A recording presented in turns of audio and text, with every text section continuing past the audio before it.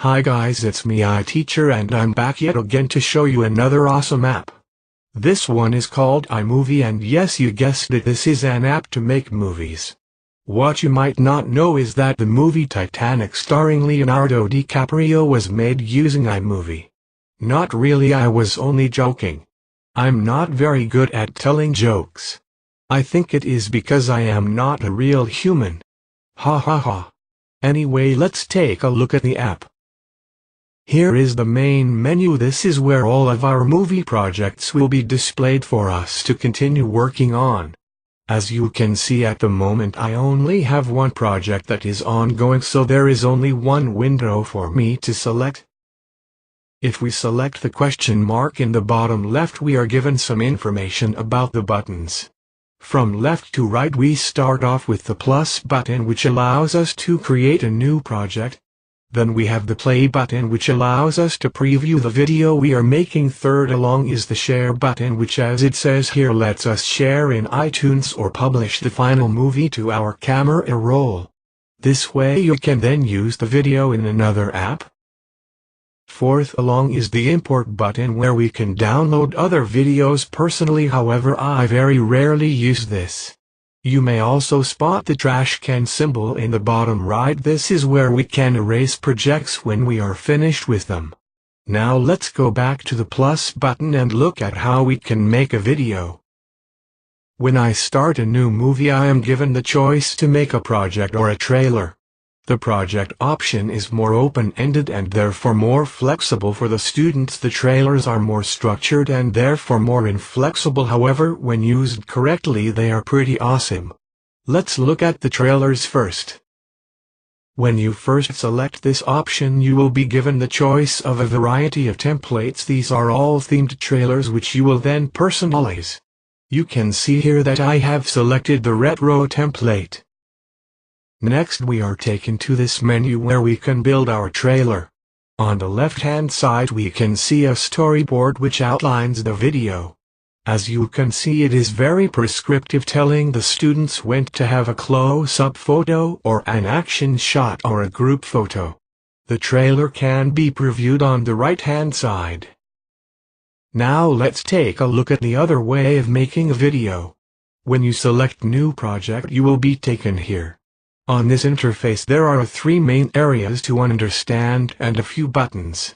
The area circled here is the Ingredients section. It lets me choose which photos, videos, or music to add in. At the moment, it is displaying photos for me to select. When I select one of these photos, it will be brought down here and added to the construction space. This is where the ingredients will start to come together. The third area to consider is the display space, where I can preview my video as it slowly comes together. I can preview it by pressing the play button in the central bar. Now let's take a look at the buttons. On the left-hand side, I have the options to add videos from my camera roll, photos from my camera roll, and music from my iTunes.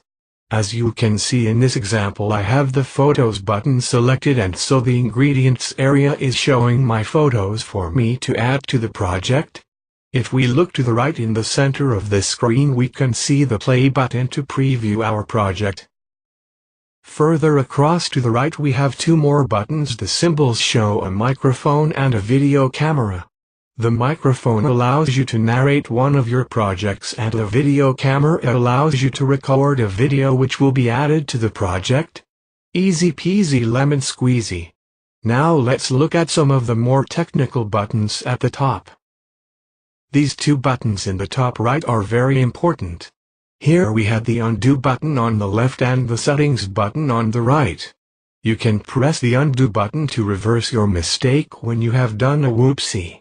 The Setting button allows you to add some advanced features to your project, like transitions and themes. Let's take a closer look. Here are some of the themes and options we find when you press the Settings button. We could go into more detail, but we would be here forever, so I shall leave it with you to explore this at your own pace. When I have chosen my theme, I only have to click on the photo or video in the construction space below to add the effect. Coming back to look at the buttons, there is one last super important button to be aware of. It is this strange looking button right here. This will take me back to the main iMovie menu, and it is essential for when we are finished with our project and ready to publish it. Let's do this now.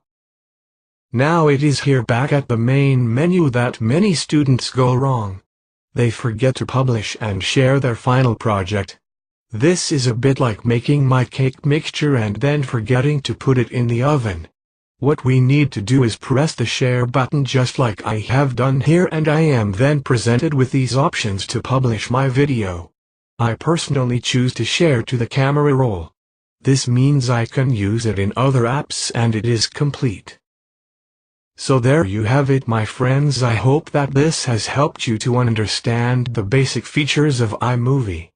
Have a go at exploring with some of the features, as this app has many possibilities which I haven't mentioned here. For now, goodbye my friends, and in the words of the great Rihanna, remember to shine bright like a diamond. Goodbye.